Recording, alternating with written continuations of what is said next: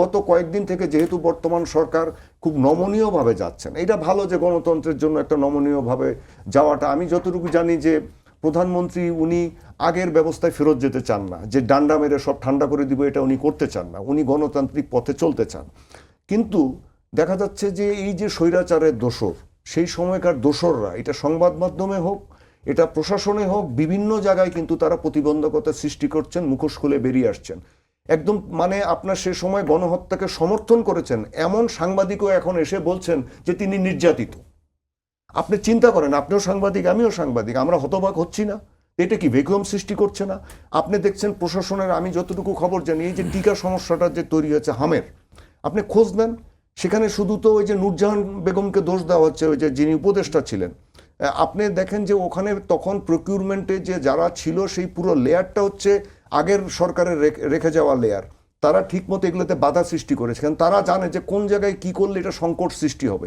এখনো সেগুলো করছে, বিভিন্ন জায়গায় আপনি খোঁজ নেন একইভাবে চলছে। তারা এগুলো সৃষ্টি করবে এবং তারা আঘাত করার জন্য সবসময় কাজ করবে। এটা কিন্তু আমাদেরকে মনে রাখতে হবে। তাহলে আপনি কি করতে হবে? আপনি তো এরকমভাবে ঢিমে তালে চললে হবে না। জেনারেল জিয়া যেটা করেছিল, যে উনি মানে যেভাবে হোক জিনিসগুলোকে একটা পর্যায়ে নিয়ে এসছে, সিকিউরিটি রিস্কটাকে কমিয়ে দিয়েছেন, আইন শৃঙ্খলার উন্নতি করেছেন, এটা করতে হবে। এটা পরবর্তীতে কিন্তু আমরা অনেক সময় অন্য সময় দেখেছি। 2001 সালে যখন বেগম জিয়া ক্ষমতায় আসলেন, তার আগে আপনার যদি স্মরণে থাকে, এই যে নারায়ণগঞ্জ, তারপরে ফেনীতে অনেকগুলো বড় বড় সন্ত্রাসী ছিল, শামীম ওসমান, তারপরে ওই যে জয়নাল হাজারি, এরকম সারা দেশে ছিল। উনি ক্ষমতায় এসে কিন্তু খুব দ্রুততম সময়ের মধ্যে কতগুলো পদক্ষেপ নিয়ে এগুলোকে দূর করেছিলেন, মানে ভ্যাকুয়ামটা তৈরি হতে দেয়নি। তারপরেও ভ্যাকুয়াম তৈরি হয়েছিল। এই যে 10 ট্রাক অস্ত্র হয়েছে, আপনার 63টা জেলায় জেএমবি বোমা বিস্ফোরণ করেছে। এখন আপনি কি মনে করেন যে এই যে জেএমবির মতো সংগঠন বা যারা জেএমবিকে তৈরি করেছিল, কোনো একটি দেশের সংস্থা, তারা কি বসে আছে বলে আপনি মনে করেন?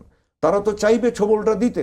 তা নাহলে আপনি এইসব সাংবাদিকদেরকে এখন আপনি আবার দেখতেন না, এদের লজ্জা শরম কিছুই নেই যে এরা কি করেছে। তারা আবার মাঠে নেমেছে। সেই সব শিল্পীদেরকে আমরা দেখছি, তাদেরকে মহিমান্বিত করা হচ্ছে।